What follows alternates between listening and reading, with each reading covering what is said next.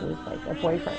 So I had later, I also had another friend, I'm not going to mention his name, but he was an Arab and he was Christian, and he thought, I guess at the time, that I was going to convert to Islam because I had this boyfriend. And I later found out that, I was pregnant for the Muslim guy at school.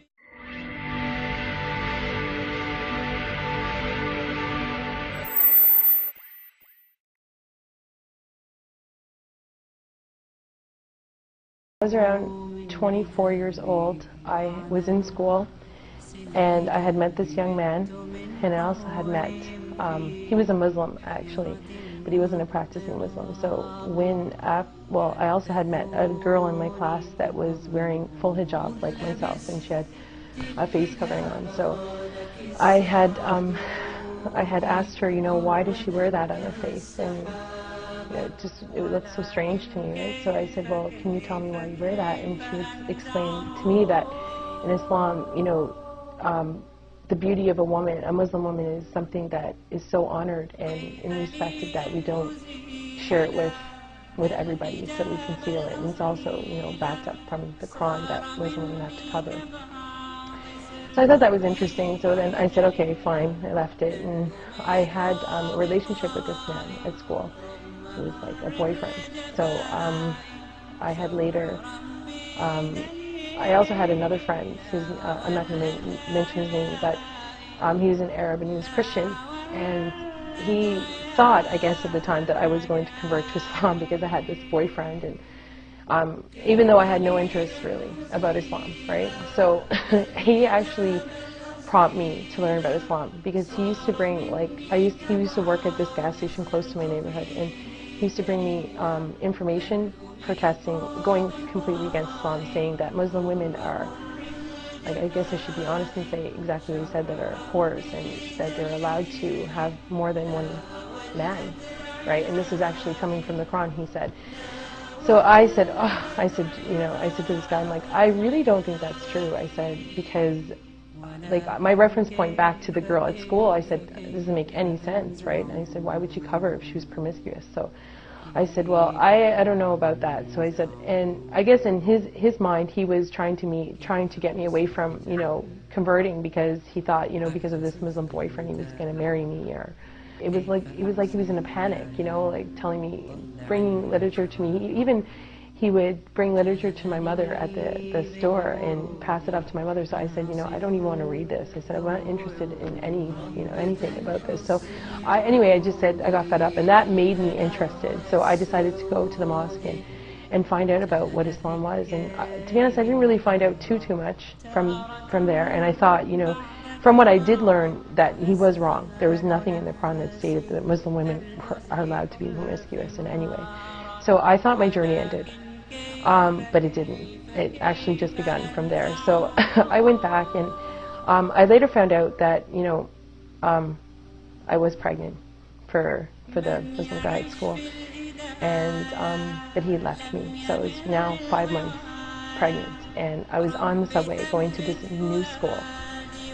And from there, I looked up. I was sitting on the subway, and I looked up, and I saw Salia, the girl that I had met with the full hijab at school, before. And I'm like, oh, I said, hi, how are you? And she's like, fine. And I said, where are you going? And she's like, we're very good friends. And I learned a lot about Islam from her. And it was never, I wasn't really, before going to the masjid or the mosque and inquiring for myself. Islam just came to me now.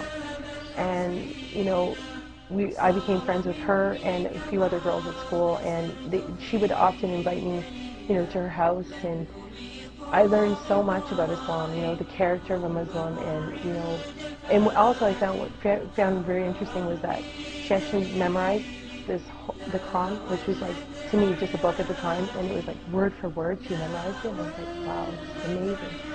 So I wanted to know what was in this book. What was so amazing about a book that someone would memorize word for word?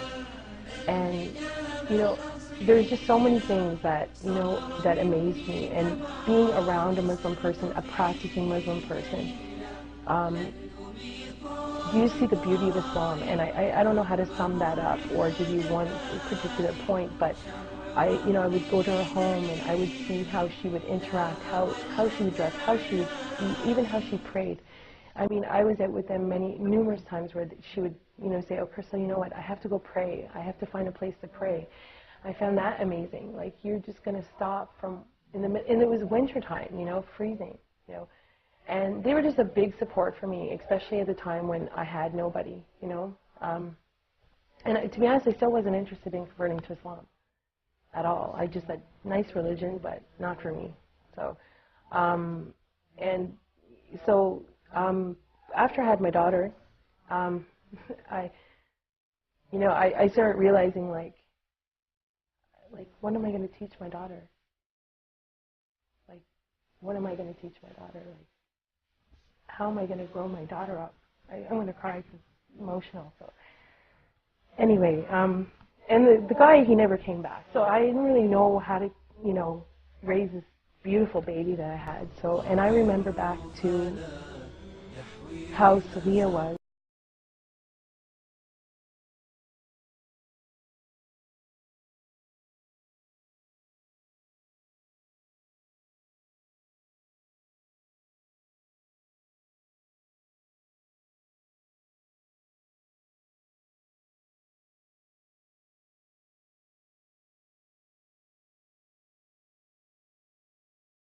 So Salia now got pregnant, and she started working at the masjid, just far from here. And I said, well, Salia, I'm going to pop over, and every day, because I was home with my daughter, and I said, let me just come over and we'll talk about the Quran. I want to know more about it. It was hard. It was hard to find the concept of what is God. And from these experiences that I had at the masjid, I came to realize that there was a God. And one day I decided, to go to the mosque. My daughter was 6 months at this point, and I was there, and I was in the room, and, I was serious. I really wanted to know about this religion before I converted, because I never was baptized before. I never had any, conversion to any religion, so I wanted to find out, really, was this for me, and from there, I was there one day just, like every other day, just visiting her in the office and talking about Islam and God and who He was, and what Islam can offer me and my daughter. And so one day there was a funeral of a baby girl, and from there I just thought, life's so short, like you have to really make it a decision. I accepted Islam, right, but I didn't know how to pray. I didn't even have Islamic clothes. I was going back home now to, my house. That was my mother. How was I going to explain that to my mother?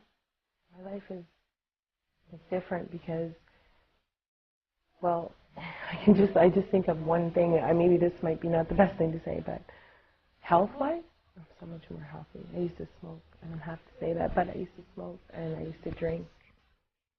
I used to get sick to my stomach from drinking. I don't drink anymore. I haven't tasted a drop of alcohol. I haven't smoked. Alhamdulillah. It's just, how many times I tried to quit smoking? I smoked for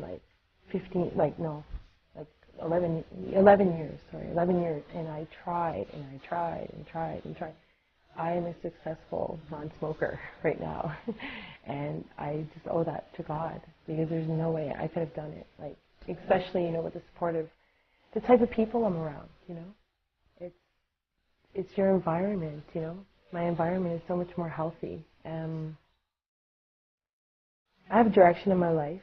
I have more spirituality in my life. I feel that I know why I'm here, I wake up in the morning and it makes sense. I actually know why I'm here on earth. Before, it's you're just here and you're like, what are you doing here? I used to have conversations with my friends, my non-Muslim friends, and say, we would come up with ideas why we're here, but now I know. That gives you direction. That gives you a lot of confidence, right? That you're not alone. And so I'm better spiritually, mentally, emotionally. My daughter, I see a future that is with God in her life. not like how I grew up. And that entails many, many positive things. You know, I always dream, like, you know, she's going to grow up and she's going to be better than me, you know, like much better. You know, she won't go through all the things that I went through because she's going to be protected by Islam. You know, like, drinking won't be in her life. Having boyfriends, maybe having children without someone there with her, you know, like what I went through. You know, I want her to know the value of herself, and I think she will. Islam will teach her. اللهم من يرى هذا المقطع ومن ساهم فيه ومن أعان على نشره، اللهم فاغفر له ذنوبه كبيرها وصغيرها، جلها ودقها، عظيمها ودقيقها، يا رب العالمين.